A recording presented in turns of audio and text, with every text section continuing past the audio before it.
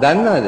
අද සමහර හාමුදුරුවෝ ඉන්නවා සිවුර දාගෙන හැබැයි මුස්ලිම් ආගමේ. දන්නවද? සිවුර දාගෙන ඉන්නවා මුස්ලිම් ආගමේ. මම ඔයයන්ට උදාහරණයක් කියන්නම්. අලුතෙන් රෙජිස්ටර් කළ පක්ෂයක් මුස්ලිම් පක්ෂයක්.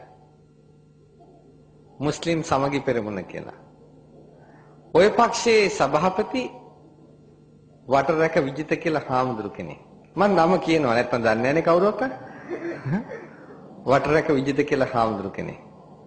දැන් එතකොට මොකද වෙලා තියෙන්නේ? දැන් තනිකරම මුස්ලිම් සමගි පෙරමුණ කියන්නේ ඒක මුස්ලිම්. ඒකේ හාමුදුරු කෙනෙක් ඉන්නවා කියන්නේ සිවුර දාගෙන කවුද? මුස්ලිම්.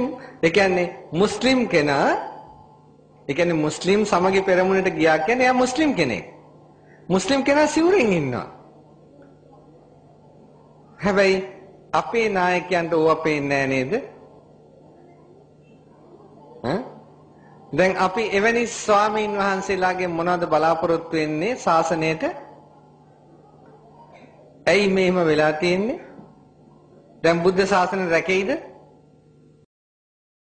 अस्सलाम वालेकुम वरहमतुल्लाहि वबरकातुहू राम